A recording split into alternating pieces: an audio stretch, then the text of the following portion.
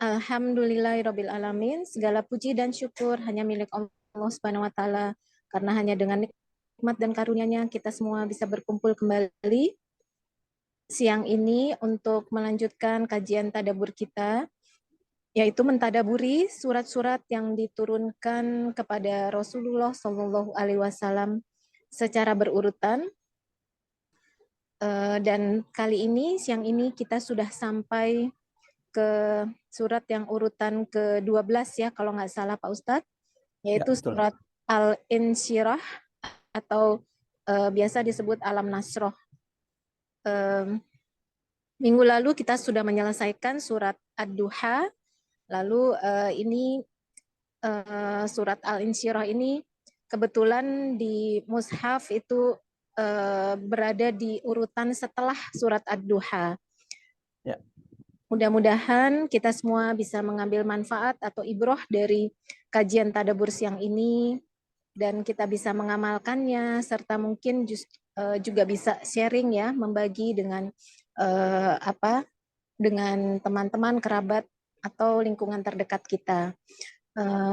Alhamdulillah karena sudah hadir bersama kita semua Ustadz Umar Maka yang saat ini alhamdulillah ada di Jakarta ya Ustadz.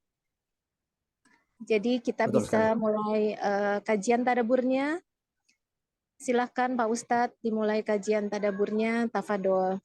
Ya, Masya Allah, barakallahu fiq buat Mbak Ari, seluruh pengurus Majelis Ta'lim Rabbani dan seluruh jamaah yang telah bergabung. Mari luruskan niat dan kita mulai insya Allah tadabbur Quran kita di surah yang ke-94 dalam urutan mushaf.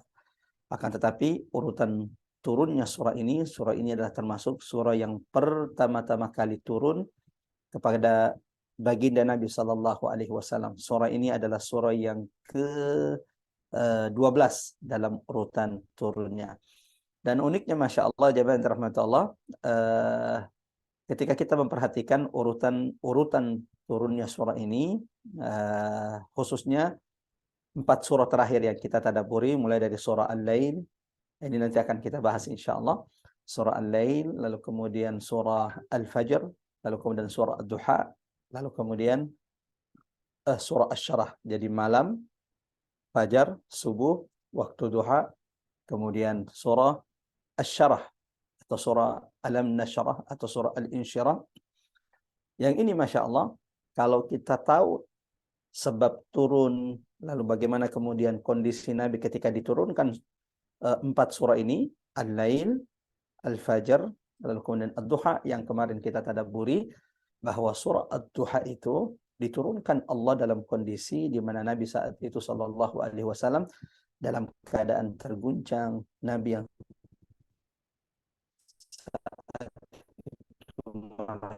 sedih mendengarkan perkataan orang-orang Quraisy yang mengatakan bahwa Muhammad tidak akan pernah diturunkan wahyu kepadanya. Maka kemudian turunnya surah Ad-Duha seperti cahaya di waktu duha yang melapangkan dada Nabi. Nah, surah Alam Nashrah, Allahu Akbar, ini menjadi pelengkap atas nikmat-nikmat yang Allah sudah sampaikan di surah Ad-Duha sebelumnya. Kita mulai dulu tadabbur Quran kita sebelum kita melanjutkan pembahasan insya Allah. Bismillahirrahmanirrahim. Assalamualaikum warahmatullahi wabarakatuh.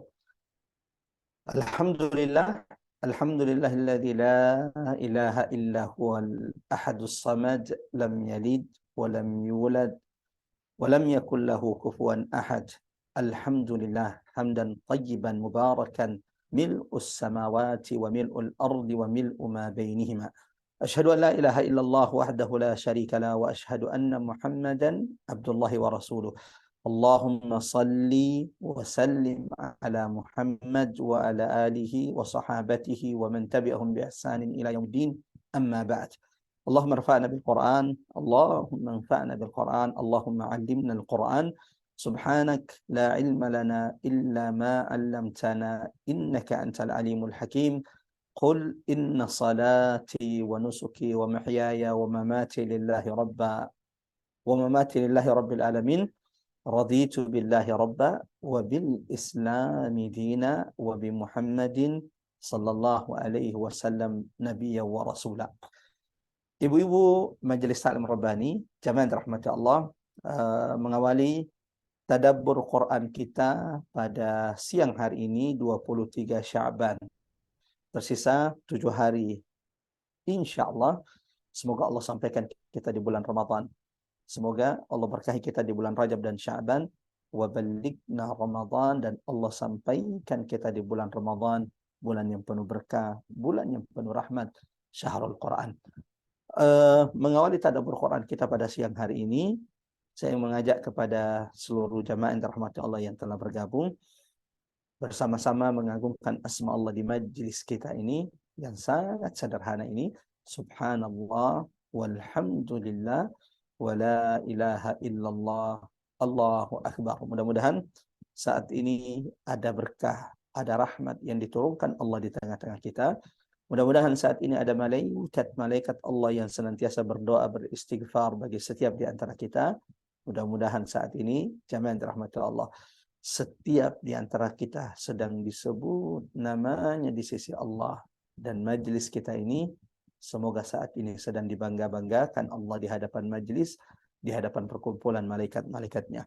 Alhamdulillah, segala nikmat, puji syukur hanya milik Allah, Rabbus samawati wal ardh, yang kembali memberikan kita kesempatan, Allahu Akbar, merasakan hidangan Al-Quran, merasakan keajaiban, kedahsyatan, memetik ibrah, pelajaran, petunjuk dalam kehidupan kita, tazkirah, peringatan-peringatan dari ayat-ayat Allah Subhanahu wa taala, yang insyaallah pada pertemuan kali ini kita akan masuk di surah yang baru. Setelah sebelumnya kalau tidak salah 2 pertemuan kita sudah mentadabburi surah yang ke-11 diturunkan Allah kepada Nabi melalui malaikat Jibril, yaitu surah Ad-Duha. Dan Masya Allah ini surah sudah kita kaji bersama, dan Allahu Akbar, siapapun yang mendengarkan surah Ad-Duha, kita akan tertakjub mendengarkan apa yang Allah janjikan bagi Nabi Sallallahu Alaihi Wasallam di surah Ad-Duha. Dan pantaslah Nabi yang saat itu bersedih mendengarkan perkataan orang-orang Quraisy, di antaranya istrinya Abu Jahal, Ummu Jamil, yang mengatakan, lam ara, aku tidak melihat wahai Muhammad, illa anna syaitana, kecuali bahwa setanmu telah meninggalkanmu dan engkau tidak akan pernah didatangi lagi. Nabi juga manusia, mendengarkan perkataan itu membuat Rasulullah Sallallahu Alaihi Wasallam kemudian bersedih. Perkataan mereka kemudian membuat Rasulullah Sallallahu Alaihi Wasallam menjadi seakan-akan dadanya menjadi sempit, sampai Allah kemudian turunkan surah Ad-Duha dengan bersumpah, wad-duha wal-laili idza saja, untuk menegaskan kepada Nabi, ma wadda'aka rabbuka wa ma qala, sekali-kali wahai Muhammad, Tuhanmu, Rabbmu tidak akan pernah meninggalkanmu. Bagaimana mungkin Tuhanmu juga mungkin akan marah kepada Muhammad. Hari ini insya Allah kita mulai di surah Asy-Syarah atau surah Al-Insyirah, tapi sebelum itu kita akan sama-sama membaca surah Alam Nasyrah. Kepada seluruh jamaah yang dirahmati Allah yang telah bergabung, silakan dibuka mushafnya halaman 596, surah yang ke-94, yaitu surah Asy-Syarah. Kita sama-sama baca dulu. Mudah-mudahan Allah melembutkan hati-hati kita untuk mengambil ibrah, pelajaran dari setiap ayat-ayat Allah. Mudah-mudahan insya Allah bacaan Quran kita ini menjadi sebab Allah sembuhkan penyakit-penyakit dalam fisik dan dalam hati kita. Mudah-mudahan bacaan Quran kita saat ini setiap hurufnya dilipat gandakan Allah pahalanya, sehingga kelak menjadi pemberat amal, timbangan, mizan setiap di antara kita. Bismillah, kita mulai surah Asy-Syarah. Kita akan sama-sama membaca. Silahkan diikuti insya Allah. Dan nanti kami minta salah seorang jamaah membacakan terjemahan dari surah Al-Insyirah ini.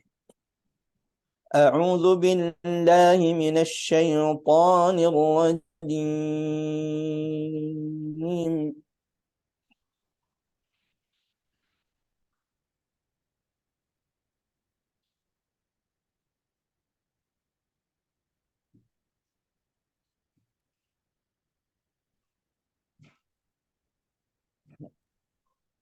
Bismillahirrahmanirrahim. Alam nashrah laka sadrak. Alam nashrah laka sadrak. Wa wada'na 'anka wizrak. الذي أنقض ظهرك ورفعنا لك ذكرك فإن مع العسر يسرا إن مع العسر يسرا فإذا فرغت فانصب وإلى ربك فارغب. اللهم ارحمنا بالقرآن. Allahumma arhamna bil Quran. Allahumma arhamna bil Quran. Silakan kami berikan kesempatan kepada Mbak Ari untuk kemudian membaca atau yang ditunjuk untuk membaca terjemahan dari surah Alam Nashrah. Tafadhal, silakan.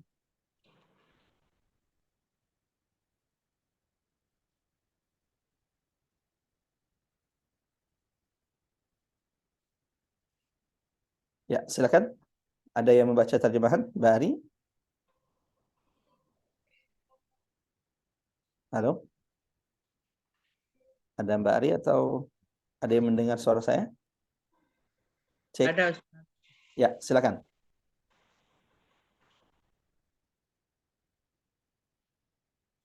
Mungkin Mbak Ari lagi keluar ya.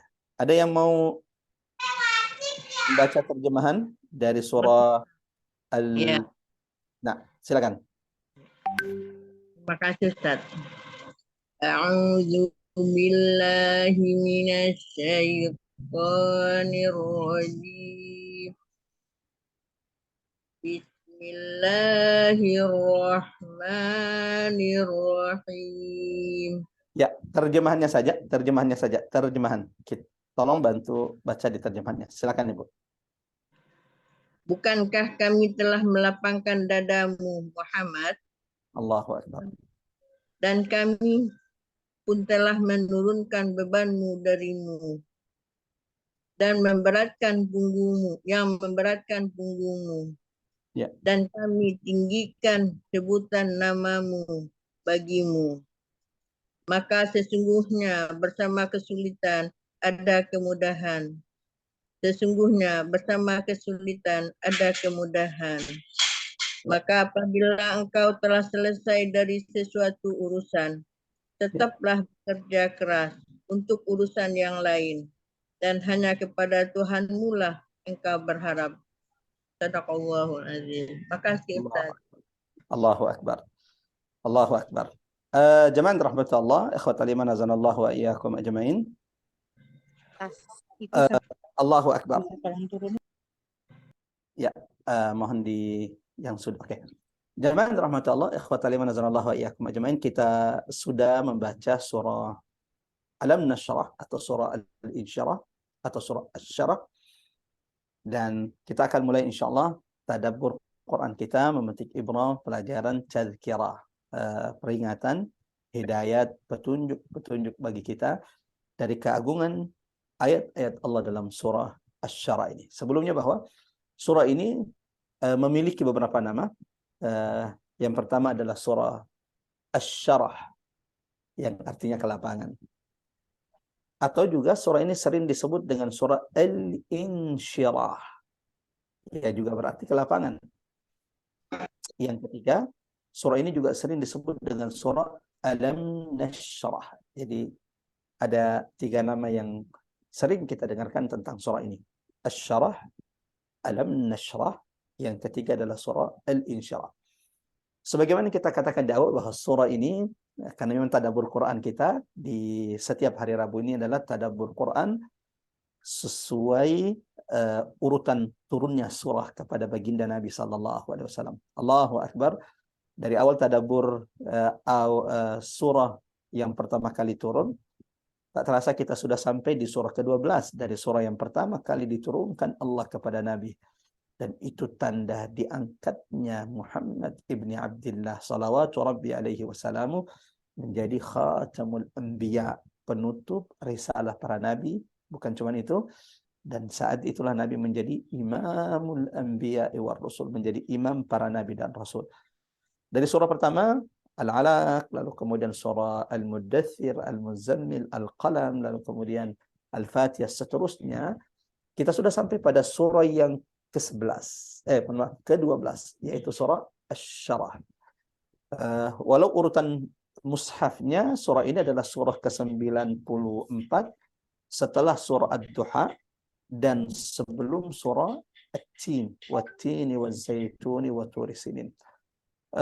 Masya Allah, mudah-mudahan Ramadan bagi kita ada kesempatan-kesempatan setiap di antara kita, tak hanya memperbanyak tilawah, tapi juga kemudian ada waktu yang disisihkan di mana kita kemudian sesekali atau sering-sering mentadabburi ayat-ayat Allah. Di antara hal yang bisa dilakukan jamaah rahmat Allah, nanti kalau kemudian membaca surah-surah di dalam Al-Quran adalah ada yang disebut dengan munasabat aswar, korelasi hubungan setiap surah-surah di dalam Al-Quran. Ada 114 surah dalam Al-Quran. Setiap surah-surah dalam Al-Quran ini itu memiliki hubungan korelasi dengan surah sebelumnya dan surah setelahnya.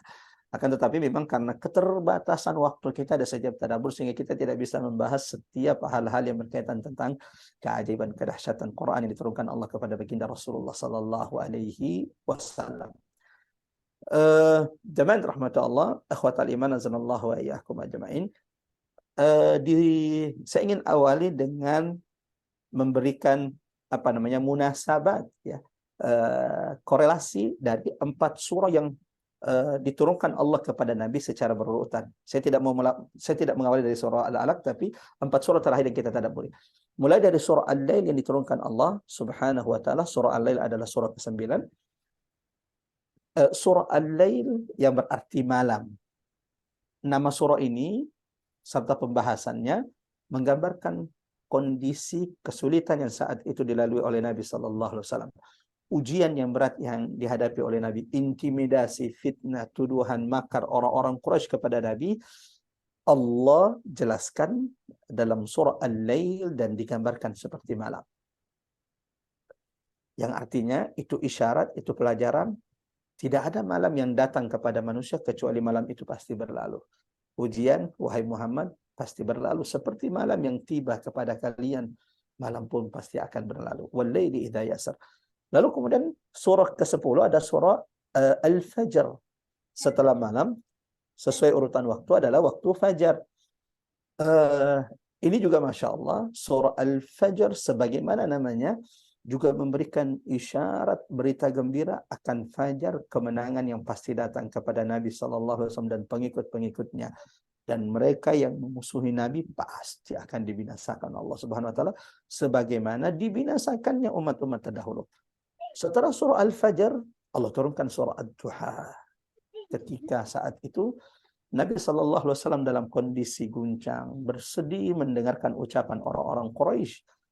Maka Allah turunkan surah Ad-Duha menjadi pelipur lara, penghibur, penguat bagi kekasihnya Muhammad dan bantahan kepada orang-orang Quraisy. Sehingga turunnya surah Ad-Duha membuat Nabi sallallahu alaihi wasallam tersenyum seperti waktu duha yang menyinari menerangi bumi ini. Lalu setelah surah Ad-Duha turunlah surah Asy-Syarah yang berarti kelapangan. Nah, surah Asy-Syarah ini, Allahu Akbar, jamaah rahmat Allah, menyempurnakan nikmat-nikmat yang Allah sebutkan dalam surah Ad-Duha. Bahri dan pengurus Majelis Ta'lim Rabbani, ada yang bisa mengingatkan kita apa yang menjadi poin-poin penting dalam surah Ad-Duha tentang apa yang dijanjikan Allah kepada Nabi sallallahu alaihi wasallam. Sampai Allah bersumpah 2 kali, wad-duha wal-laili idza saja. Apa yang dijanjikan Allah kepada Nabi? Yang kedua, apa nikmat yang telah diberikan Allah kepada Nabi? Yang ketiga, apa perintah Allah kepada Nabi dalam surah Ad-Duha? Ada yang bisa mengingatkan kita? Karena surah Ad-Duha ini Masya Allah memiliki hubungan korelasi munasabah yang sangat kuat, sangat erat dengan surah Asy-Syarah yang hari ini akan kita tadabburi. Kalau kemudian tidak nyambung dengan surah Ad-Duha, ya faham juga surah Asy-Syarah, tetapi kita tidak sempurna memahami surah Asy-Syarah kalau tidak memahami surah sebelumnya, yaitu surah Ad-Duha. Silakan, ada yang mau berbagi?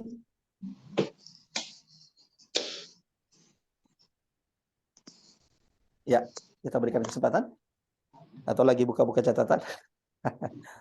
Ya, kita tunggu kurang lebih 30 detik. Kalau tidak ada, kita lanjutkan insya Allah. Ya. Ada yang mau mengingatkan kepada seluruh peserta hari ini, bila rahmat Allah, tentang poin-poin pembahasan inti dalam surah Ad-Duha. Ya, sepertinya tidak ada. Kalau begitu kita sampaikan. Jamaah rahmatullah, ikhwatal iman azanallahu wa iyyakum ajmain. Di surah Ad-Duha ada 3 janji Allah kepada Nabi sallallahu alaihi wasallam. Apa janji Allah kepada Nabi? Ma wadda'aka rabbuka wa ma qala. Allah tidak akan pernah meninggalkanmu, apalagi membencimu, hai Muhammad. Yang kedua, wala sawfa yu'tika rabbuka fatarda. Janji Allah yang kedua kepada Nabi, Allah pasti memberikan kepadamu nikmat yang membuatmu kelak ridha dan puas. Janji ketiga Allah kepada Nabi, ma wadda'aka rabbuka wa ma qala. Yang tadi yang kedua, walal akhirah. Apa yang Allah janjikan bagimu di akhirat jauh lebih baik dibanding nikmat karunia yang Allah berikan kepadamu di dunia ini. Ya. Dan kelak Tuhanmu akan memberikan kepadamu nikmat karunia yang akan membuatmu ridha dan puas. Ini 3 janji Allah kepada Nabi di surah Ad-Duha. Lalu yang kedua, Allah juga mengingatkan Nabi akan 3 nikmat yang Allah telah karuniakan kepada Nabi. Yang pertama, Allah ingatkan, alam yajidka yatiman fa'awa. Apakah engkau merasa engkau ditinggalkan? Bukankah dulu engkau adalah seorang anak yang yatim, lalu Allah berikan perlindungan kepadamu? Nikmat pertama. Yang kedua, wa wajadaka ailan fa'agna. Bukankah dulu engkau, wahai Muhammad, adalah orang yang miskin, lalu Allah kayakan engkau? Nikmat kedua. Yang ketiga, Allah ingatkan nikmat ketiga, wa wajadaka dhallan fahada. Bukankah engkau dulu orang yang tidak tahu tentang syariat, lalu Allah ajarkan kepadamu tentang syariat Allah. Lalu kemudian setelah Allah ingatkan tentang 3 nikmat di surah Ad-Duha, Allah perintahkan 3 hal kepada Nabi. Fa ammal yatima fala takhar. Maka sebagai bentuk syukurmu kepada Tuhan Muhammad, jangan pernah menghardik anak-anak yatim. Yang kedua, wahai Muhammad, fa ammal yatima wa ammas sa'ila fala tanhar. Jangan pernah Krisna, itu susunya udah basi belum? Melarang orang-orang yang meminta. Ya. Baik itu yang meminta harta kepadamu atau kemudian yang minta nasihat. Yang ketiga, wa amma bi ni'mati rabbika fahaddits. Adapun nikmat Tuhanmu, maka sampaikanlah wahai Muhammad. Sampai di sini jemaah yang dirahmati Allah, ini singkat tentang surah Ad-Duha. 3 janji Allah kepada Nabi, 3 nikmat Allah yang telah diberikan di surah disebutkan dalam surah Ad-Duha. Lalu kemudian 3 perintah yang Allah berikan kepada Rasulullah, 3 perintah yang diperintahkan Allah kepada nabinya dan juga kepada umat Nabi Muhammad sallallahu alaihi wasallam. Surah Asy-Syarah. Allahu akbar. Akhir ayat dalam surah Ad-Duha, wa amma bi ni'mati rabbika fahaddits. Adapun nikmat karunia Tuhanmu, maka sampaikanlah wahai Muhammad. Di antara nikmat yang disampaikan Allah kepada Nabi, yang kemudian Nabi juga diperintahkan menyampaikan itu kepada kita semua umatnya, adalah 3 nikmat yang juga disebutkan di surah Al-Insyirah atau surah Alam Nashrah atau surah Asy-Syarah ini. Jadi kalau di surah Ad-Duha ada 3 nikmat yang diingatkan Allah, maka di surah Al-Insyirah ini juga ada 3 nikmat yang Allah berikan, karuniakan kepada Muhammad sallallahu alaihi wasallam. Dan ini juga nikmat yang Allah berikan kepada umat Nabi Muhammad SAW yang dikehendakinya. Apa 3 nikmat? yang Allah berikan, karuniakan, menjadi penyempurna bagi karunia nikmat yang sudah disebutkan di surah Ad-Duha. Ini akan kita bahas. Apa 3 nikmat di surah Al-Insyirah ini? Kalau 3 nikmat di surah Ad-Duha kan sudah kita tahu. Alam yajidka yatiman fa'awa, dulu engkau adalah anak yang yatim lalu Allah berikan perlindungan. Dulu engkau orang yang tidak tahu syariat lalu Allah berikan engkau petunjuk. Dulu wahai Muhammad engkau adalah orang yang miskin lalu Allah kayakan engkau setelah menikah dengan Khadijah. Kalau di surah Al-Insyirah, surah Alam Nashrah ini, apa 3 karunia yang Allah sebutkan di sini? Yang kedua, muncul pertanyaan, apa perbedaan 3 nikmat di surah, nikmat-nikmat yang disebutkan di surah Ad-Duha dan nikmat-nikmat yang disebutkan di surah Al-Insyirah. Ini 2 poin ini insya Allah menjadi salah satu pembahasan dari sekian banyak poin-poin penting, pelajaran, durus, ibrah, hidayat, petunjuk-petunjuk yang bisa kita petik dari surah Al-Insyirah, Asy-Syarah yang kita tadabburi hari ini. Kita cek, apa 3 nikmat yang Allah sebutkan dalam surah Asy-Syarah? Alam nashrah laka sadrak wa wada'na anka wizrak alladhi anqadha dhahrak wa rafa'na laka dhikrak fa inna ma'al usri yusran inna ma'al usri yusra فإذا فرغت فانصب وإلى ربك فارغب. Kalau waktu turunnya surah Ad-Duha itu membuat Nabi tersenyum, kesedihannya diangkat oleh Allah. Setelah mendengarkan perkataan orang-orang kafir Quraisy, bagaimana Nabi tidak tersenyum setelah Allah sampaikan di surah Ad-Duha, ma wadda'aka rabbuka wa ma qala. Allah bersumpah wadduha wal laili idza saja, ma wadda, Allah tidak akan pernah meninggalkanmu, apalagi benci kepada Muhammad. Kalau turunnya surah Ad-Duha itu membuat Nabi bahagia, membuat Nabi tersenyum, maka turunnya surah Asy-Syarah, ibu-ibu yang dirahmati Allah, jamaah yang dirahmati Allah, menyempurnakan kebahagiaan Nabi setelah turunnya surah Ad-Duha. Turunnya surah Asy-Syarah melengkapi kebahagiaan Rasulullah sallallahu alaihi wasallam setelah turunnya surah Ad-Duha, sehingga turunnya surah Asy-Syarah ini melapangkan dada Rasulullah sallallahu alaihi wasallam. Kesedihannya diangkat oleh Allah Subhanahu wa taala. Mudah-mudahan siapapun di antara kita yang juga saat ini sedang menghadapi kesulitan, siapapun yang saat ini sedang diuji oleh Allah, tadabbur surah Asy-Syarah hari ini semoga melapangkan dada setiap di antara kita. Setelah kita tahu seperti ini nikmat yang Allah janjikan kepada siapapun yang meneladani baginda Rasulullah sallallahu alaihi wasallam. 3 nikmat yang Allah sebutkan di surah Asy-Syarah. Apa nikmat? Apa 3 nikmat tersebut? Dan nanti akan kita bahas satu persatu dari 3 nikmat ini. Yang pertama, Allah menegaskan kepada Nabi, alam nashrah laka sadrak. Bukankah kami telah melapangkan dadamu, wahai Muhammad? Ini nikmat, ini karunia ketika Allah melapangkan dada seorang hamba. Satu persatu dari nikmat ini insya Allah akan kita bahas. Yang kedua, wa wada'na anka wizrak.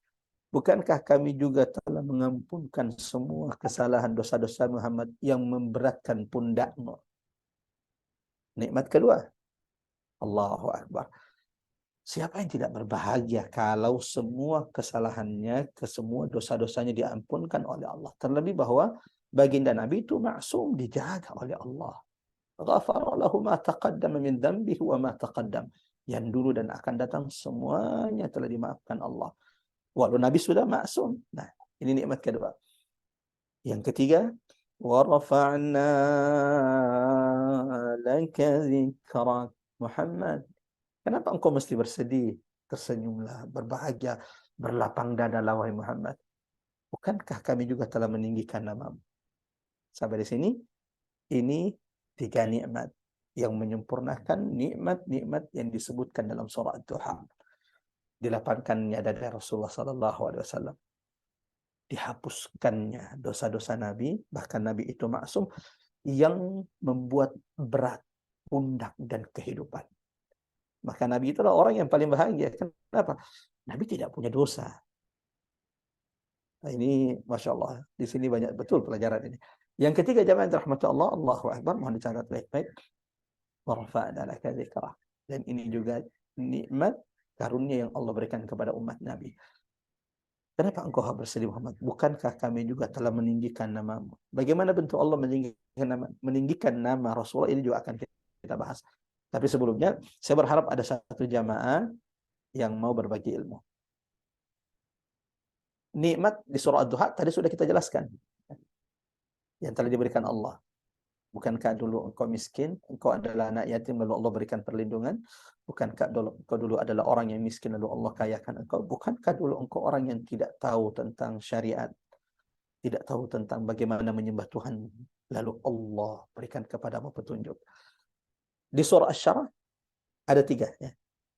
Bukankah kami telah melapangkan dadamu? 1.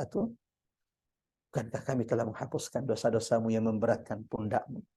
Yang ketiga, bukankah kami telah meninggikan namamu?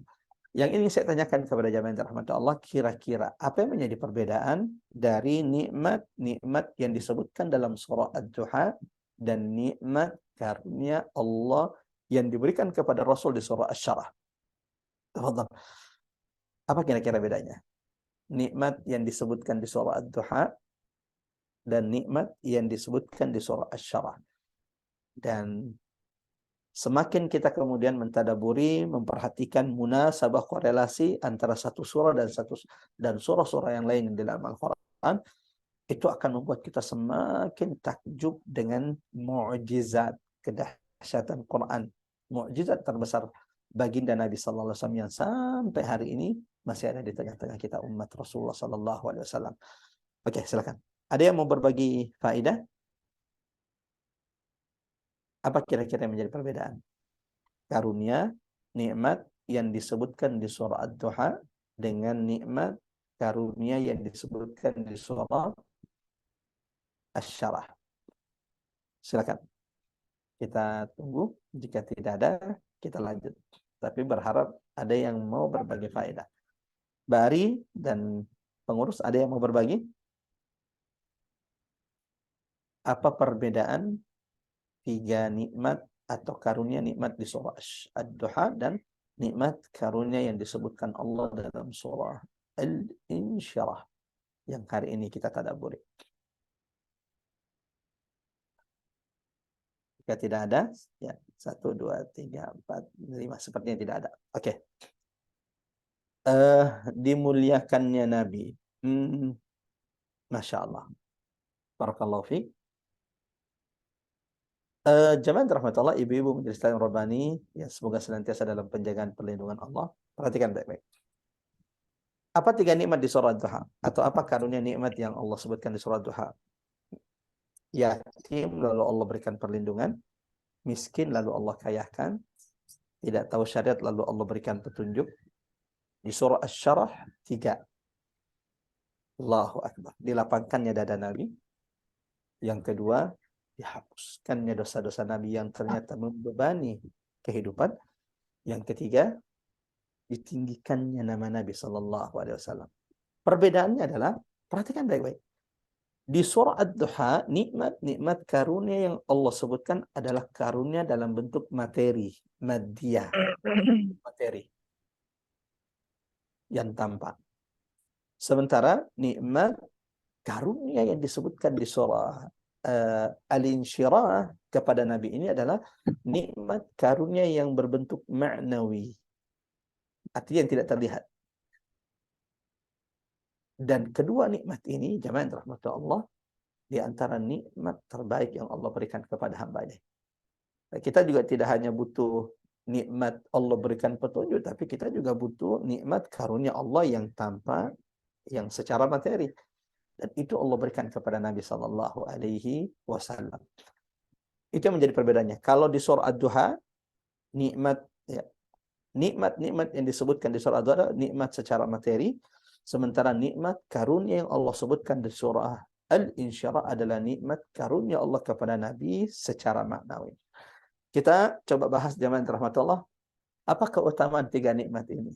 Kenapa kemudian Allah sebutkan tiga nikmat ini kepada Nabi sallallahu alaihi wasallam? Alam nashrah laka sadrak. Kenapa engkau masih bersedih wahai Muhammad? Berlapang dadalah, tersenyumlah wahai Muhammad. Bukankah kami juga telah melapangkan dadamu? Jamaah rahmat Allah, ini nikmat pertama yang disebutkan di surah Al-Insyirah, bahkan di ayat pertama. Bukankah kami telah melapangkan dadamu wahai Muhammad? Ikhwatal iman, azanallahu wa iyyakum ajmain.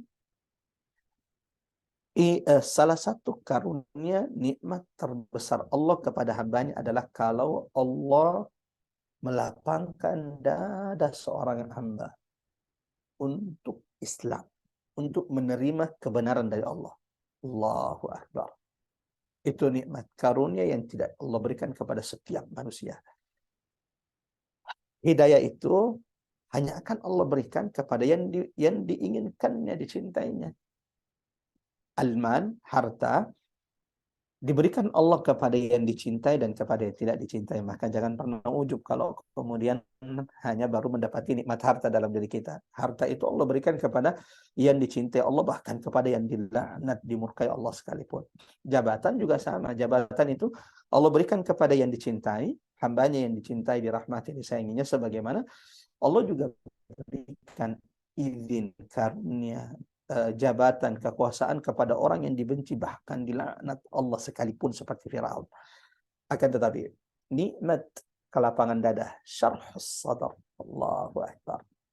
Ketika Allah melapangkan dadamu untuk Quran, yang tadinya tidak pernah tertarik belajar Quran, baca Quran, tidak pernah tertarik memperbaiki tajwidnya, tiba-tiba Masya Allah ada keinginan, tiba-tiba seperti dilapangkan dadanya untuk mau mendekatkan diri dengan Quran. Allahu Akbar. Yang tadinya dari mudanya sampai menikah tidak tertarik menegakkan, menjalankan syariat agamanya, ya, berkali-kali mendengarkan cerita, ceramah, nasihat tentang hijab, tak tertarik untuk kemudian melakukan syariat Allah Subhanahu wa taala.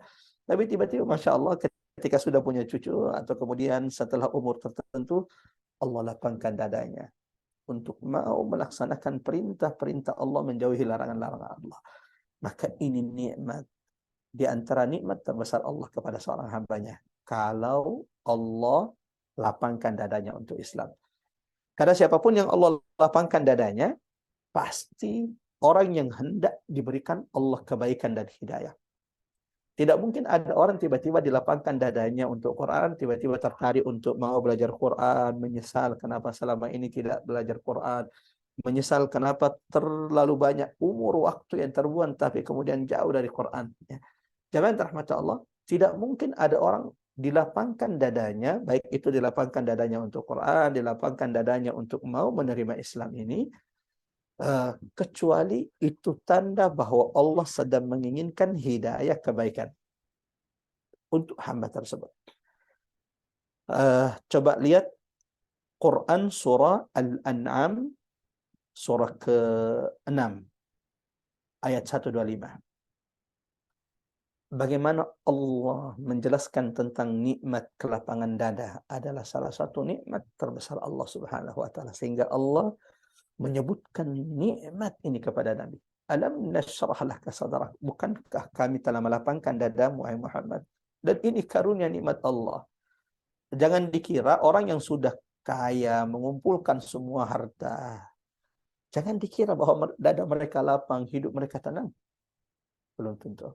Jangan dikira orang yang sudah mendapatkan jabatan yang dikejarnya, mereka itu tidak sempit dada. Bahkan terkadang penguasa yang zalim, semakin mereka kemudian berkuasa dengan kezalimannya, maka semakin Allah sempitkan dadanya. Ya, seperti Firaun yang ketakutan tidak bisa tidur kecuali dia sudah menangkap Musa dan pengikut-pengikutnya. La haula wala quwata illa billah. Sampai di sini jamaah terhormat. Dalam Quran surah 6, terima kasih Mbak Aris sudah dicantumkan ayatnya. Quran surah Al-An'am ayat 125, Allah menegaskan bahwa di antara nikmat karunia Allah adalah ketika Allah melapangkan dada seseorang untuk Islam. Karena tidak mungkin ada orang tiba-tiba tadi dilapangkan dadanya mau belajar Quran, mau belajar Islam, kecuali, mohon dicatat baik-baik, itu tanda itu bukti Allah sedang menginginkan kebaikan hidayah untuk hamba tersebut. Kita coba baca ayatnya. A'udzubillahi minasyaitonirrajim. فَمَنْ يُرِدِ اللَّهُ أَنْ يَهْدِيَهُ يَشْرَحْ صَدْرَهُ لِلْإِسْلَامِ. Allahu Akbar. Faman, siapapun, maka siapapun, yuridillah, Allah berkehendak, an yahdiyahu, memberikan petunjuk. Allahu Akbar. Barang siapa yang Allah kehendaki baginya petunjuk. Di mana kita tahu bahwa Allah itu menginginkan petunjuk bagi saya, Allah itu seperti menginginkan hidayah bagi setiap di antara kita. Ciri-cirinya kata Allah adalah, ciri tanda orang yang sedang Allah berikan petunjuk hidayah adalah yashrah sadrahu lil Islam. Tiba-tiba Allah lapangkan dadanya untuk mau menerima Islam ini. Allahu Akbar. Allahu Akbar. Sebaliknya, orang yang hendak disesatkan Allah, orang yang hendak dihadap oleh Allah, baik itu di dunia ataupun di akhirat, ciri-ciri adalah yaj'al sadrahu tayyiqan haraja. Allah sempitkan dadanya. Disampaikan ayat-ayat Allah, semuanya ditolak. Disampaikan bahwa ini syariat Allah, ini dilarang oleh Allah. Sempit dadanya untuk mau menerima Islam, sempit dadanya untuk mau menerima ayat-ayat Allah. Maka itu tanda orang itu juga sedang diinginkan kesesatan baginya. Dan kelak mendapatkan azab, siksa yang pedih di sisi Allah Subhanahu wa Ta'ala. Jamaah rahmat Allah, akhwatal iman azanallahu wa iyyakum ajmain. Mudah-mudahan insyaallah Allah semakin melapangkan dada kita dengan ayat-ayat Allah, dan Allah juga karuniakan nikmat ini kepada kita. Faman yuridillah, barang siapa yang Allah inginkan petunjuk hidayah baginya, maka cirinya adalah, ciri-ciri tandanya adalah yashrah. Allah pasti akan melapangkan dadanya untuk Islam. Sampai di sini jemaah rahmatullah, akhwatal iman azanallahu wa iyyakum ajmain. Ulama menyebutkan bahwa syarhus sadar, kelapangan dada orang itu bertingkat-tingkat, berbeda-beda. Allahu Akbar. Tidak ada orang yang paling lapang dadanya melebihi Nabi Muhammad SAW. Nabi Muhammad itu adalah manusia yang paling dilapangkan dadanya oleh Allah. Salah satu kriteria menjadi pemimpin, menjadi seorang yang mengajak manusia kepada kebaikan, salah satu kriterianya adalah pemimpin itu harus berlapang dada. Menjadi pengurus majelis taklim seperti saat ini, ya harus berlapang dada.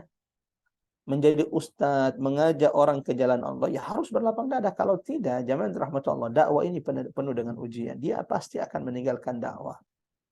Karena ketika dia mulai berdakwah, dikira bahwa tidak ada ujian. Setelah dia berdakwah, dia mendapatkan ujian. Kalau ia tidak dilapangkan dadanya, jamaah rahmatullah, ia akan meninggalkan dakwah ini. Maka ini nikmat, karunia yang Allah sebutkan di surah Al-Insyirah, menjadi salah satu nikmat terbesar yang Allah telah karuniakan kepada Muhammad sallallahu alaihi wasallam. Alam nashrah laka sadrak.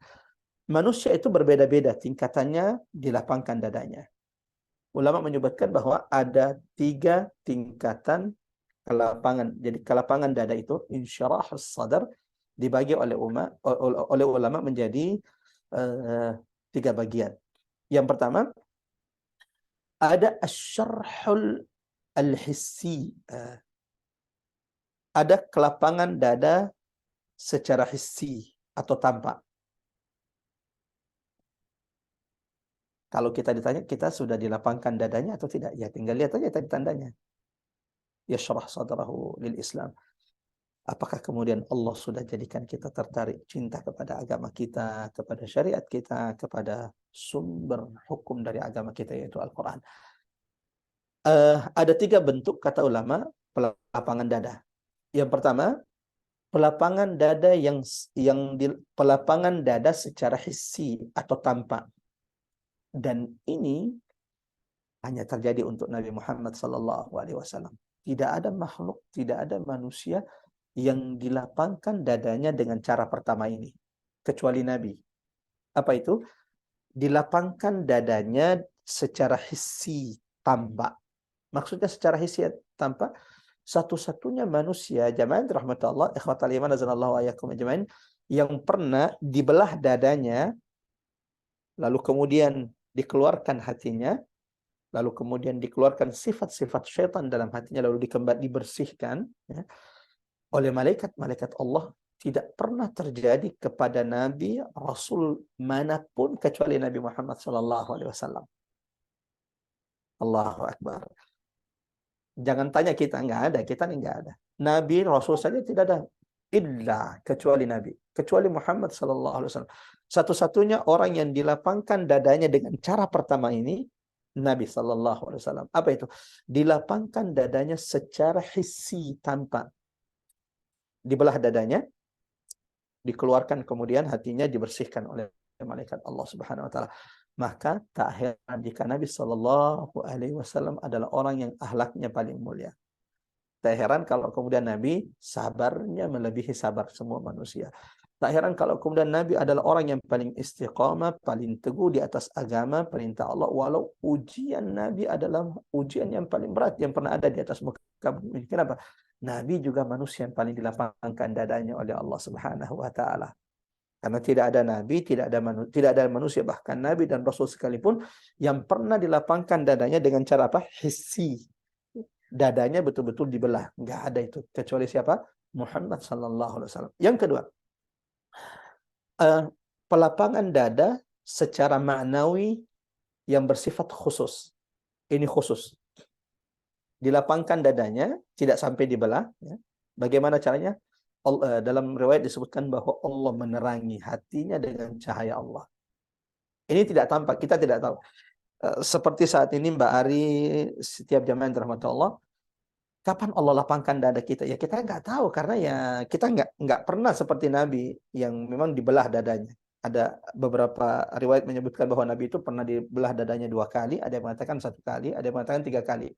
Walau yang masyhur ada 2 kali. Satu, ketika Nabi berada di Bani Sa'ad di umur 4 atau 5 tahun dibelah dadanya oleh malaikat.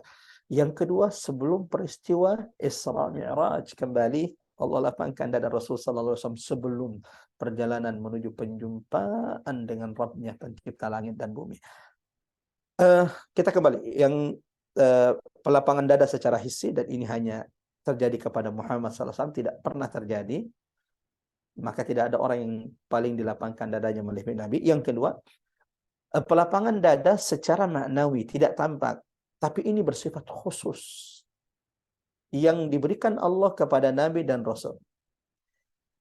Jadi semua Nabi dan Rasul itu pasti telah dilapangkan dadanya oleh Allah melebihi manusia-manusia biasa.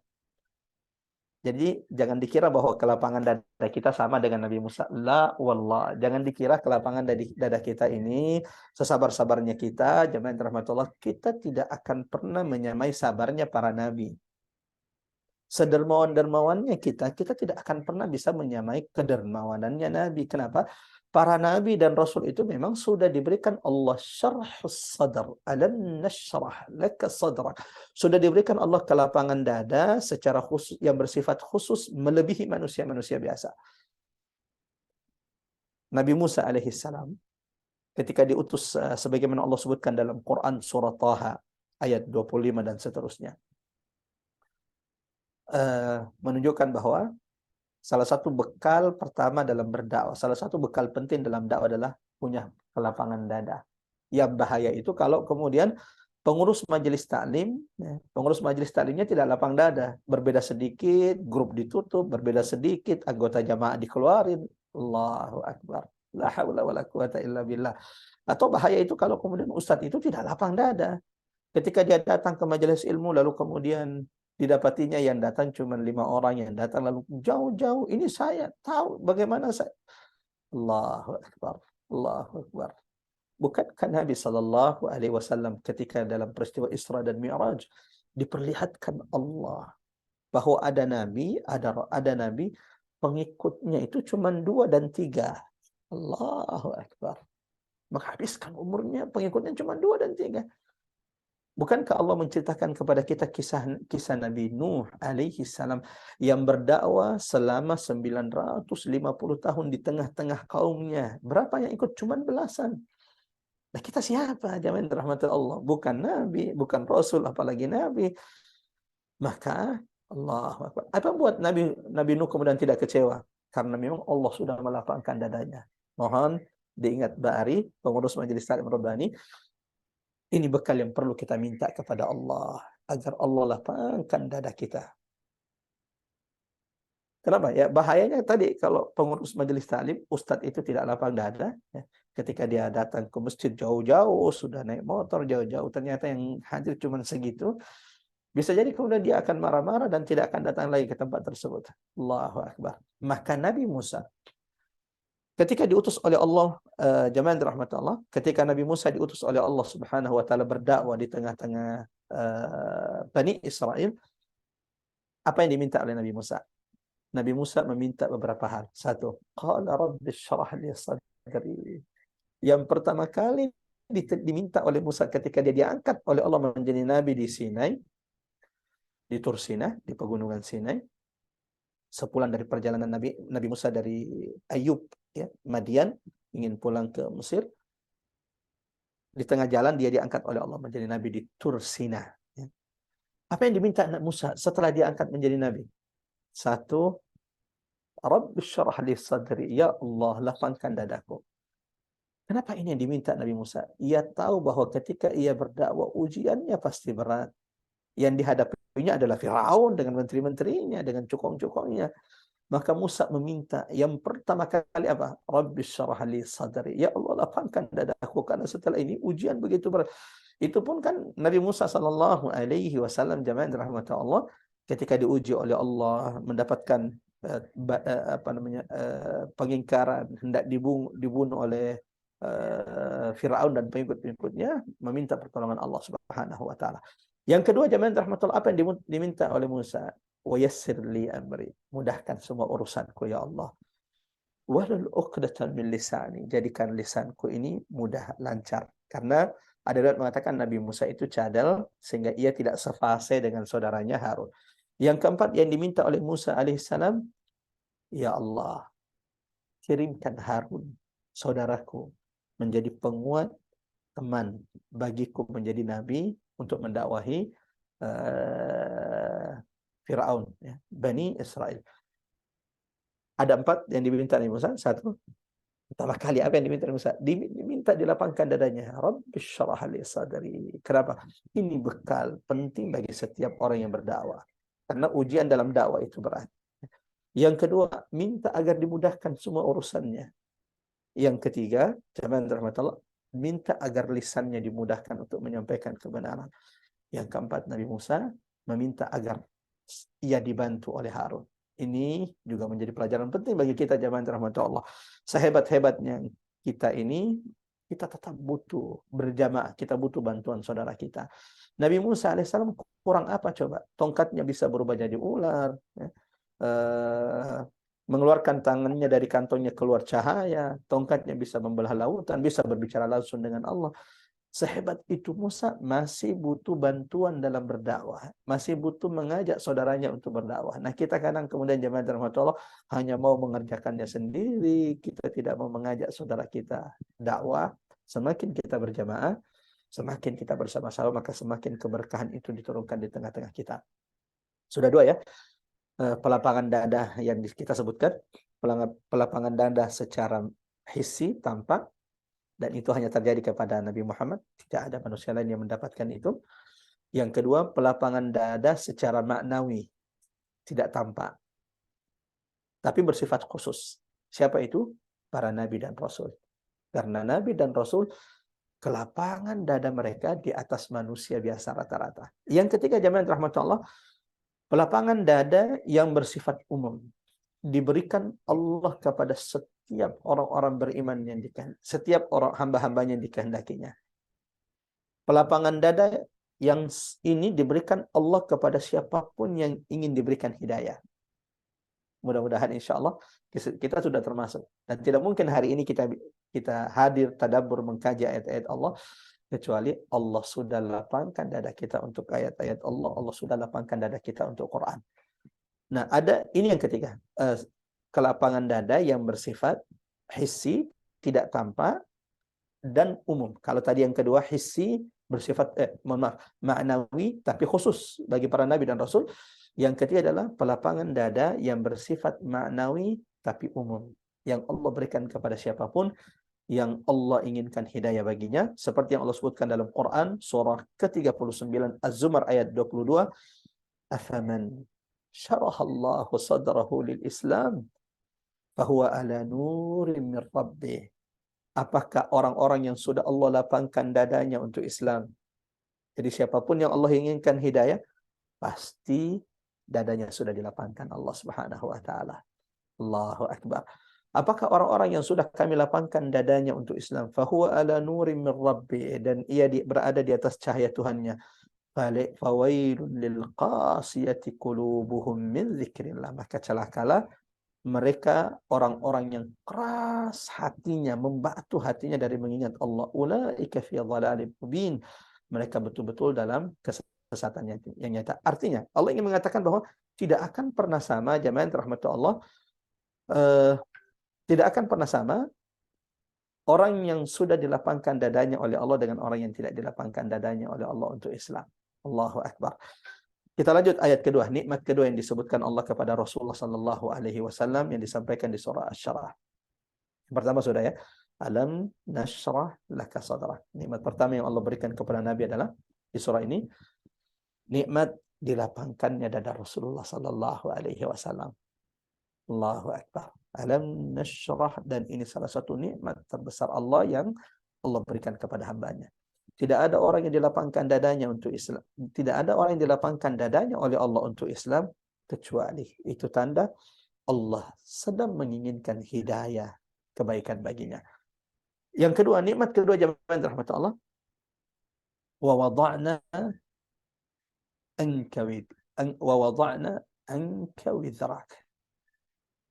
Allah ingatkan kepada Nabi, Allah sampaikan kepada Rasulnya Muhammad sallallahu alaihi wasallam, kenapa engkau bersedih? Berbahagialah wahai Muhammad. Kami tak hanya melapangkan dadamu.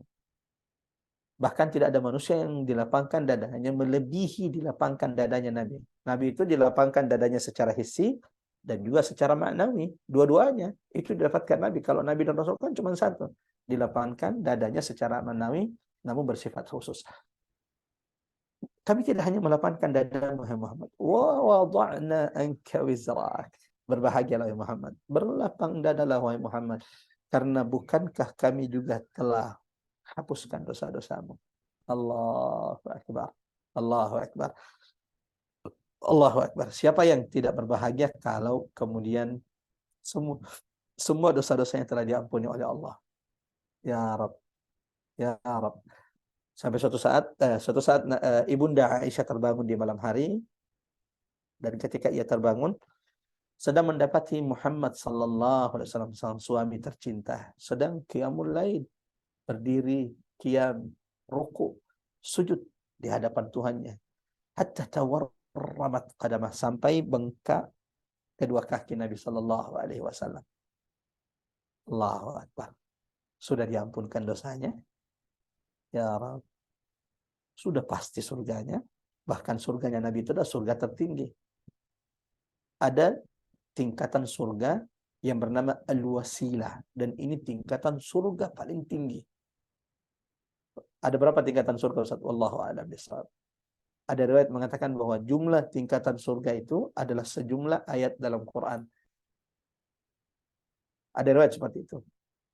Yang menjadi penguatnya adalah tidak ada orang yang masuk surga di antara umat Nabi Muhammad SAW kecuali setiap yang masuk surga dari umat Nabi akan dikatakan kepadanya, masuklah surga Allah dan mulailah baca Quranmu seperti engkau membacanya di dunia, dan teruslah naik dan terus baca Quranmu karena tingkatanmu hari ini di surga Allah sesuai dengan bacaan Quranmu dulu di dunia. Allahu akbar. Nah, tingkatan surga tertinggi itu bagi siapa? Bagi Nabi sallallahu alaihi wasallam. Al-wasilah ini adalah tingkatan derajat tertinggi di surga. Dan itu hanya milik baginda Nabi. Dalam doa setelah azan, ati Muhammadanil wasilata wal fadilah. Kembali.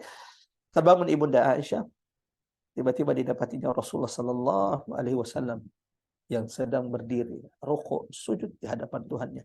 Hatta tawarramat qadamah, sampai bengkak kedua kakinya. Maka Ibunda Aisyah kemudian berkata kepada Nabi, "Ya Rasulullah, atatakallaf, apakah engkau menyiksa dirimu seperti ini?" Waqad, ini yang kita ingin sampaikan syahidnya. Waqad ghafarallahu ma taqaddama min dzambika wa ma ta'akhkhar. Bukankah Allah telah mengampunkan dosa-dosamu yang telah lalu dan akan datang? Kenapa masih menyiksa dirimu seperti ini ya Rasulullah? Apa jawaban Nabi kepada Aisyah? Ya Aisyah, wahai istriku Aisyah, afala akuna abdan syakura. Tidakkah pantas bagi hamba Allah ini menjadi hamba yang bersyukur? Allahu Akbar. Allahu Akbar. Maka jamaah rahmat Allah, sebagaimana tadi nikmat pertama, salah satu nikmat terbesar Allah kepada kita adalah kalau Allah lapangkan dada kita untuk Islam. Karena tidaklah Allah lapangkan dadamu untuk Islam kecuali itu tanda bukti Allah sedang menginginkan kebaikan dan hidayah untukmu. Yang kedua, salah satu nikmat terbesar Allah kepada kita adalah kalau Allah mengampunkan dosa-dosa kita. Allahu Akbar. Allahu Akbar. Sehingga Allah menjadikan di antara pahala keutamaan ibadah umat Nabi itu kan diampunkan dosa-dosa. Antara satu salat kepada salat berikutnya, kaffaratun lima bainahuma. Ini menjadi penggugur dosa. Apalagi antara satu Jumat dengan Jumat berikutnya, kaffaratun lima bainahuma. Ini juga penggugur dosa. Apalagi al-umratu ila al-umrati kaffaratun bainahuma. Antara satu umrah dengan umrah berikutnya, ini penggugur dosa di sisi Allah. Apalagi Ramadan ila Ramadan, dari satu Ramadan kepada Ramadan berikutnya, ini juga penggugur dosa.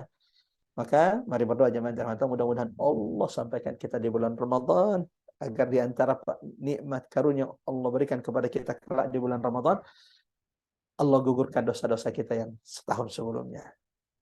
Dan ini nikmat terbesar Allah kalau kemudian orang-orang itu dihapuskan, diampunkan dosa-dosanya. Bedanya kita dengan Nabi, kalau Nabi sudah dijamin oleh Allah. Kalau kita belum ada jaminan. Maka mari berdoa, mudah-mudahan Allah istiqomahkan kita dalam ibadah kepada Allah, mengesahkan Allah, mentauhidkan Allah. Nabi Muhammad sudah dijamin. Wa wada'na anka wizrak. Muhammad, kami telah mengampuni. Kami telah meletakkan beban di atas pundak. Beban yang dimaksud di sini adalah dosa-dosa. Walau Nabi itu ma'asum, Nabi tidak pernah melakukan maksiat, Nabi tidak pernah melakukan dosa, bahkan sesuatu yang sia-sia pun Nabi itu dijaga oleh Allah Subhanahu. Itu pun diampuni Allah Subhanahu wa taala. Yang kedua, di Quran surah 48 yaitu surah Al-Fath ayat kedua. Di ayat ini Quran surah Al-Fath ayat 48, Quran surah yang ke-48 Al-Fath ayat kedua. Allah juga menegaskan seperti yang ditegaskan di surah Asy-Syarh ini, bahwa Allah telah mengampunkan dosa Muhammad sallallahu alaihi wasallam, di mana Allah berfirman, liyaghfira lakallah ma taqaddama min dzambik, supaya Allah wahai Muhammad memberi ampunan kepadamu, ma taqaddama min dzambik, atas dosa-dosamu yang telah lalu, wa ma ta'akhkhar, dan yang akan datang, wa yutimma ni'matahu, dan Allah sempurnakan nikmatmu kepadamu, wa yahdiyaka siratan mustaqima, dan Allah tunjukkan kepadamu jalan yang lurus. Salah satu pelajaran penting jemaah rahmatullah di ayat kedua ini tentang nikmat kedua yang Allah karuniakan kepada Rasulullah sallallahu alaihi wasallam, wa wada'na anka wizrak. Coba perhatikan. Di ayat ketiga Allah mengingatkan kita semua, alladzi anqadha dhahrak. Bukankah kami telah menghapuskan dosa-dosa Muhammad? Dan dosa itu disebut di sini di ayat ini sebagai apa? Sesuatu yang memberatkan pundak. Jadi dosa itu kata Allah, maksiat yang dilakukan oleh manusia itu yang membuat berat pundaknya. Artinya apa, Ustaz? Ini menjadi pengingat bagi saya, pengingat bagi setiap di antara kita. Mudah-mudahan Allah jauhkan kita dari maksiat dan dosa, sebagaimana Allah menjauhkan antara timur dan barat, sebagaimana Allah menjauhkan antara langit dan bumi. Allahu Akbar. Salah satu pelajaran penting adalah wa wada'na anka wizrak. Ternyata yang membuat hidup kita itu menjadi sulit, bahkan terkadang menjadi berantakan. Walau begitu banyak karunia yang Allah berikan kepada kita, tapi terasa berat hidup, sulit terus, susah terus hidupnya. Untuk menenangkan hidupnya harus pakai minum obat penenang. Untuk menenangkan hidupnya harus pakai narkoba. Ternyata, jemaah rahmat Allah, bukan sedikitnya harta yang membuat hidup ini menjadi sulit. Berapa banyak orang miskin yang Masya Allah senyumnya itu lebih banyak daripada orang kaya. Berapa banyak orang yang rumah tinggal di gubuk tapi lebih tenang menjalani hidupnya dari mereka yang hidup di rumah yang megah, yang hidup di dalam istana. Karena memang ternyata ringannya hidup kita, tenangnya hidup kita itu bukan karena harta. Mohon diingat baik-baik. Tenangnya hidup kita, ringannya hidup kita lalu ini bukan dari jabatan yang kita miliki. Tapi ternyata sulit, mudah, tidaknya hidup kita yang membuat berat hidup kita itu adalah apa? Maksiat dan dosa. Alladzi anqadha dhahrak.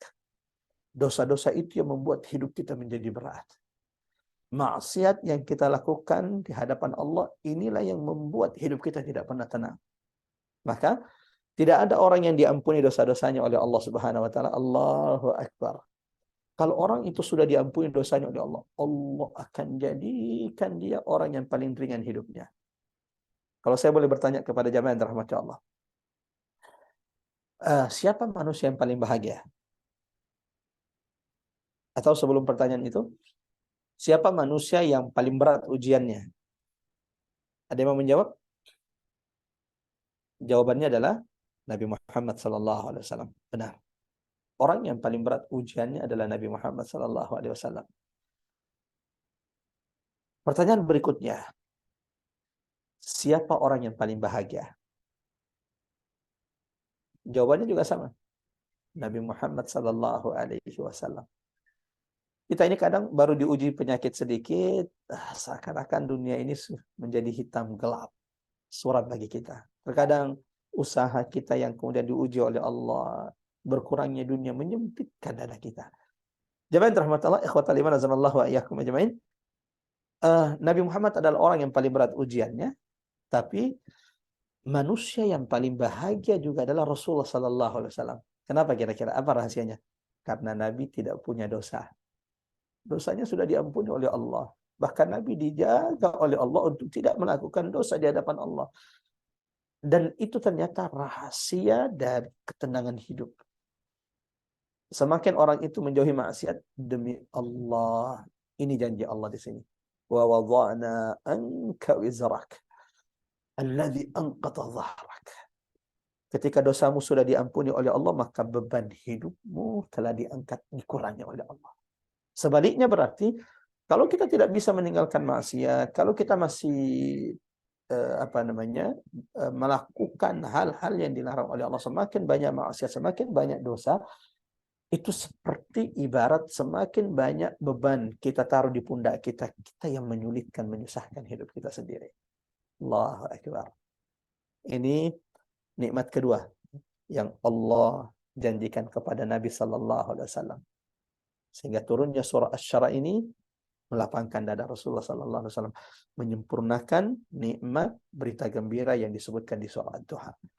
Nikmat ketiga jemaah rahmatullah, ikhwatal iman azanallahu wa iyyakum ajmain, yang Allah sampaikan kepada Rasulullah sallallahu alaihi wasallam di ayat ini.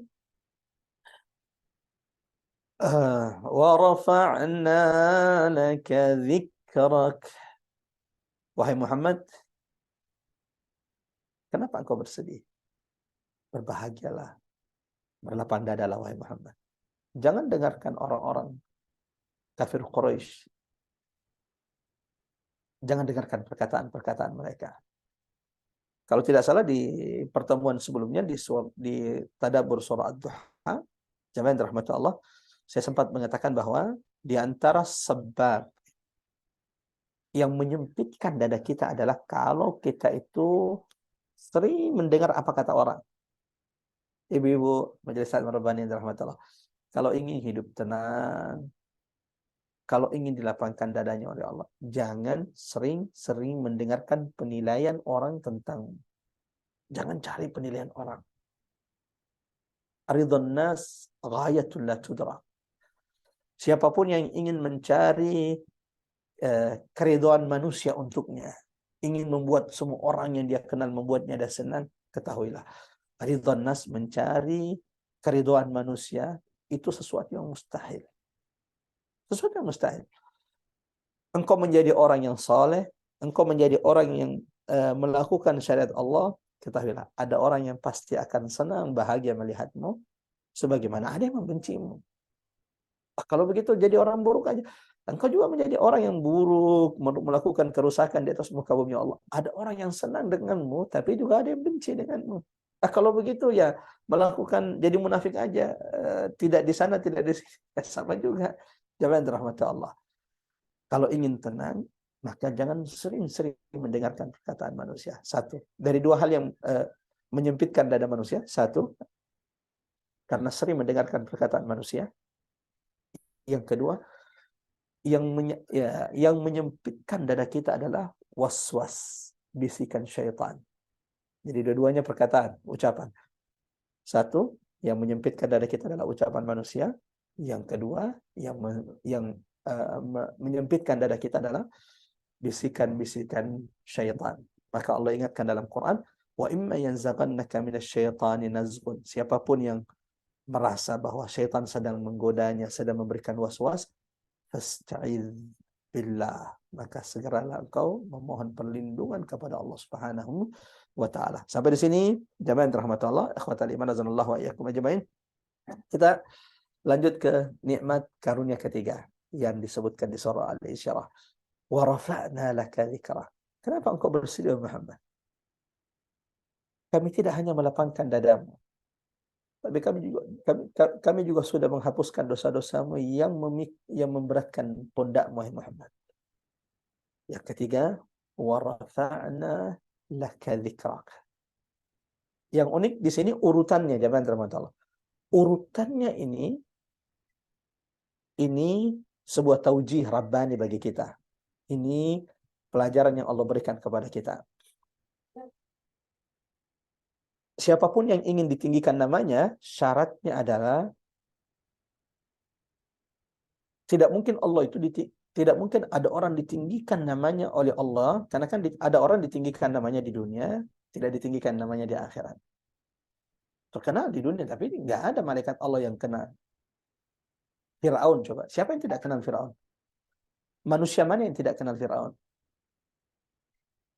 Tidak ada yang tidak kenal Fir'aun. Kisah Fir'aun dengan kezalimannya yang diceritakan satu generasi ke generasi lainnya. Tapi ketika Fir'aun hendak tenggelam, lalu dia meminta pertolongan kepada Allah, dan suaranya didengar oleh malaikat Allah. Apa kata malaikat? Sautun ghairu ma'ruf min 'abdin ghairi ma'ruf.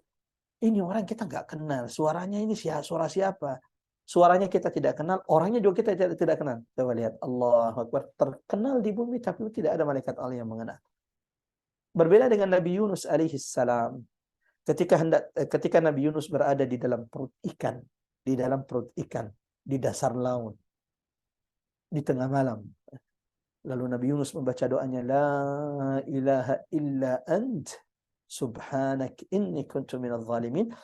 Apa yang dan zikirnya, doanya Nabi Yunus itu didengar oleh malaikat. Apa kata malaikat? Sautun ma'ruf, ini suara kita kenal. Kami malaikat, sautun ma'ruf, ini suara kami malaikat Allah kenal. Ini suara dari hamba yang kami kenal. Min 'abdin ma'ruf. Kami tahu siapa pemilik suara ini. Suara ini adalah milik Yunus ibn Matta. Allahu Akbar. Jamaah rahmat Allah. Ikhwatal iman azanallahu wa iyyakum. Raf'udz dzikr, diangkatnya nama seseorang, penyebutan seseorang, baik itu di langit, di bumi atau di akhirat, tidak mungkin terjadi kecuali satu, dia sudah dihapuskan dosa-dosanya oleh Allah. Dan tidak mungkin dosa-dosanya dihapuskan oleh Allah kalau ia belum dilapangkan dadanya oleh Allah Subhanahu wa taala. Jadi ini Masya Allah menjadi sesuatu yang tidak terpisah satu sama lainnya. Kalau Allah sudah lapangkan dadamu untuk Islam, kalau Allah sudah lapangkan dadamu untuk Quran, itu berarti tanda Allah hendak menghapuskan dosa-dosamu. Dan jika engkau sudah dilapangkan dadamu dan sudah dihapuskan dosa-dosamu, itu tanda Allah ingin meninggikan zikirmu di sisinya. Allah ingin meninggikan penyebutanmu di sisinya. Allahu Akbar. Seperti yang Allah berikan kepada Nabi sallallahu alaihi wasallam, wa rafa'na laka dzikra. Kenapa engkau bersedih Muhammad? Bukankah kami telah meninggikan penyebutan namamu? Allahu Akbar. Apa makna penjelasan tentang wa rafa'na laka dzikrak? Apa penjelasan bahwa Allah meninggikan penyebutan Nabi Muhammad sallallahu alaihi wasallam? Jemaah yang dirahmati Allah, ikhwatal iman azanallahu wa iyyakum ajmain, ibu-ibu majelis ta'lim rabbaniyah, semoga senantiasa dalam penjagaan perlindungan Allah Subhanahu wa taala. Ketika putra Nabi Muhammad yang bernama Ibrahim itu meninggal, wafat di Madinah, di antara ucapan orang-orang munafik, orang-orang kafir saat itu adalah Muhammad itu akan terputus sejarahnya. Inna Muhammad abjar. Mulai hari ini Muhammad terputus karena semua anak laki-lakinya sudah wafat. Muhammad akan hilang nasabnya. Muhammad akan terputus. Walau kemudian Allah turunkan lagi surah untuk membantai itu surah Al-Kautsar. Inna a'tainakal kautsar fasalli li rabbika wanhar inna syani'aka huwal abtar. Sesungguhnya yang membenci wahai Muhammad, mereka yang terputus sejarahnya. Di antara bukti bahwa orang yang membenci Nabi, mereka lah yang hilang sejarahnya, tidak dikenang oleh bumi, tidak dikenang oleh manusia. Ulama sampai berbeda pendapat. Siapa orang yang mengatakan kepada Nabi bahwa Muhammad akan terputus? Ulama berbeda pendapat. Sehingga disimpulkan bahwa berbeda pendapatnya ulama tentang siapa yang menyebutkan, siapa yang mengatakan perkataan ini. Bukti janji Allah kepada Muhammad, semua yang membenci Nabi Muhammad, mereka yang akan dilupakan. Sementara Muhammad, yang mereka fitnah, yang mereka musuhi, yang mereka katakan akan dilupakan, akan terputus, Nabi Muhammad semakin ditinggikan namanya di semesta ini. Wa rafa'na laka dzikrak. Bukti kalau Allah sudah meninggikan nama Nabi Muhammad, 24 jam, jemaah rahmat Allah, nama Nabi Muhammad dikumandangkan di semesta ini. Maksudnya Ustaz, azan itu kan, waktu sholat itu kan beda-beda. 24 jam di seluruh dunia ini, waktu sholat ini kan berbeda-beda, jemaah rahmat Allah. Sehingga kumandan azan di bumi ini juga tidak pernah terputus. Kalau komandan azan itu tidak pernah terputus, itu berarti apa? Nama Nabi Muhammad tidak pernah terputus dikumandangkan di semesta ini. Bukankah itu bukti wa rafa'na laka dzikrak? Bukankah kami telah meninggikan penyebutan nama Muhammad? Tidak ada orang yang azan kecuali asyhadu anna Muhammadar Rasulullah. Pasti akan mengumandangkan nama manusia termulia Muhammad sallallahu alaihi wasallam. Mari bersalat kepada Nabi. Allahumma salli wa sallim ala Muhammad wa ala ali Muhammad. Jemaah rahmatullah, akhwatal iman azanallahu wa iyyakum ajmain, ibu-ibu majelis taklim rabbani dimanapun berada. Di antara bukti kedua, bagaimana Allah telah meninggikan nama Nabi Muhammad sallallahu alaihi wasallam. Tidak ada orang yang masuk Islam hari ini kecuali syaratnya apa? Syarat orang kafir, syarat non-muslim, syarat orang musyrik itu masuk Islam adalah menyebut nama Muhammad sallallahu alaihi wasallam. Itu syarat masuk Islam. Enggak mungkin orang itu bisa masuk Islam kecuali dia menyebut nama Nabi Muhammad sallallahu alaihi wasallam. Asyhadu an la ilaha illallah wa asyhadu anna Muhammadar Rasulullah. Bukti jamaah rahmatullah Allah Subhanahu wa taala bahwa Nabi Muhammad ditinggikan namanya oleh Allah Subhanahu wa taala. Apalagi? Bukti lain. Jamaah rahmatullah, nama yang paling banyak digunakan di atas muka bumi ini nama apa kira-kira? Nama yang paling banyak digunakan di Indonesia. Gak usah jauh-jauh dah. Indonesia. Nama siapa yang paling banyak disebutkan di Indonesia? atau nama yang paling banyak digunakan di Indonesia siapa kira-kira? Muhammad. Allahu Akbar. Dan tidak ada belahan bumi, khususnya negara-negara muslim, kecuali kita akan mendapati nama yang paling banyak dipakai oleh kaum muslimin adalah Muhammad. Nama Muhammad. Saya pernah ke Afrika, beberapa negara di Afrika, Togo, Benin, Togo, Benin, Ghana. Kami mendapati ternyata Masya Allah. Ya. Di Sulawesi itu salah satu nama yang paling favorit. Kecuali generasi-generasi milenial hari ini. Generasi-generasi milenial hari ini ngasih namanya sulit-sulit ya. Nyari namanya yang keren-keren. Padahal adab tata cara mencari nama sesuai sunnah adalah yang pertama kali adalah kalau cari nama itu doanya yang paling penting. Doanya yang paling penting. Baru setelah itu bagaimana penyebutannya.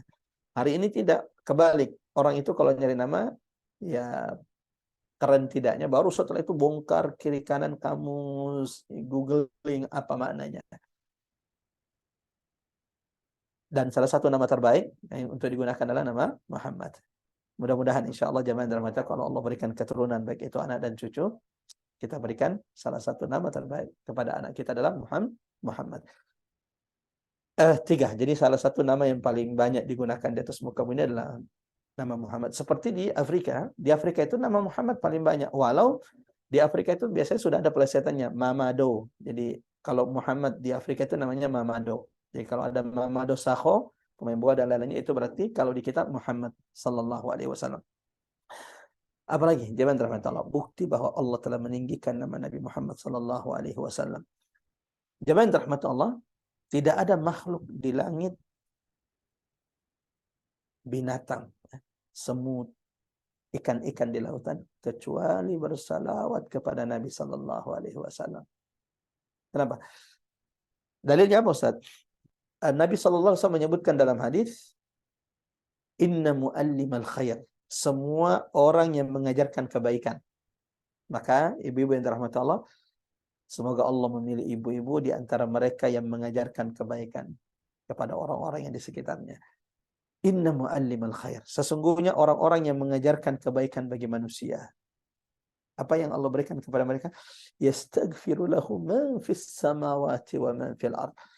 Orang-orang yang mengajarkan kebaikan, ini hadisnya bersifat umum, siapapun, bukan hanya untuk Nabi. Siapapun yang mengajarkan kebaikan, maka akan beristighfar baginya. Dia akan dimohonkan ampun siapapun yang ada di langit dan siapapun yang ada di bumi.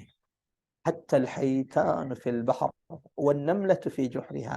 Kata Nabi SAW, sampai ikan-ikan di lautan dan semut-semut yang ada di lubang-lubangnya beristighfar bagi siapapun yang mengajarkan kebaikan. Dan adakah orang yang mengajarkan kebaikan melebihi Nabi sallallahu alaihi wasallam? Tidak ada. Maka kalau guru, setiap guru itu disebut dimohonkan ampun seluruh makhluk, bagaimana dengan baginda Rasul sallallahu alaihi wasallam? Allahumma salli wa sallim ala Muhammad wa ala.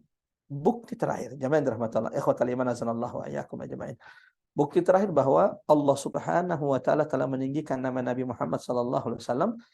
Allah tegaskan dalam Quran, jamaah dirahmati Allah, dalam Quran surah Al-Ahzab surah ke-33 ayat 56, bahwa Allah dan malaikat-malaikatnya senantiasa berselawat kepada Muhammad. Artinya senantiasa menyebut nama Muhammad sallallahu alaihi wasallam. Innallaha wa malaikatahu yusalluna 'alan nabi ya ayyuhalladzina amanu sallu alaihi wa sallimu taslima. Dan tidaklah, ini sebagai penutup untuk sesi kali ini, dan tidaklah jemaah dirahmati Allah, Allah juga karuniakan 3 nikmat ini kepada kita kecuali kita ini menjadi orang-orang yang beruntung di sisi Allah Subhanahu wa taala.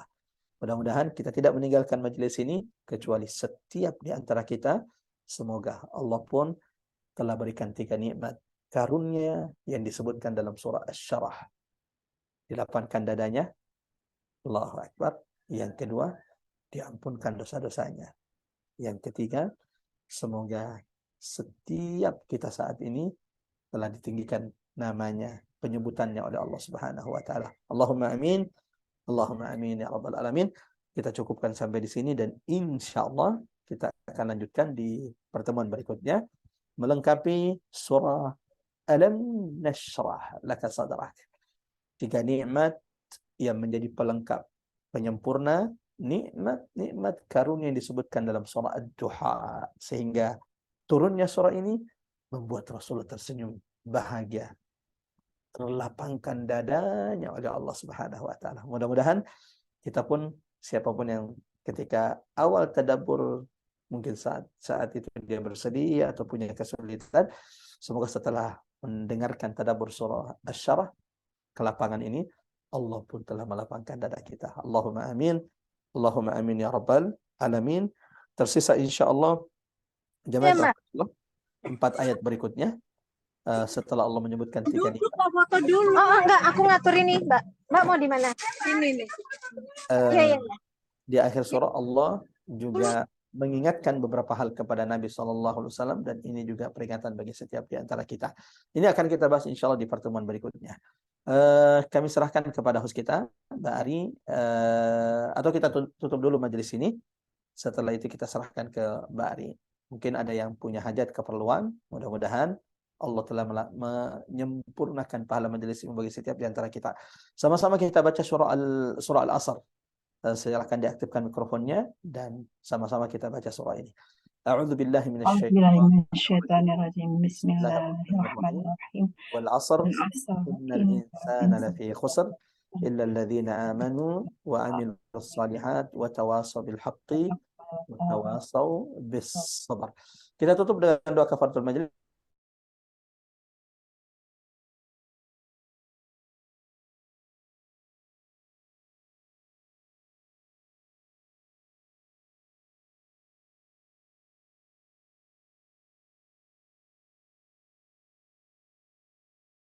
Di antara pahala duduk di majelis ilmu, kalau majelis itu sudah ditutup, kata Nabi, maka Allah mengampunkan dosa-dosa mereka yang telah lalu. Mudah-mudahan keutamaan ini telah diberikan Allah kepada setiap di antara kita. Silakan, Bari.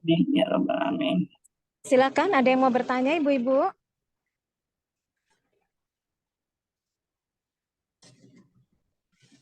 Oke, kalau tidak ada yang bertanya, maka kita tutup aja dengan doa, Pak Ustadz. Oke, jamaah rahmatullah, ikhwata liman azamullah wa iyyakum ajmain.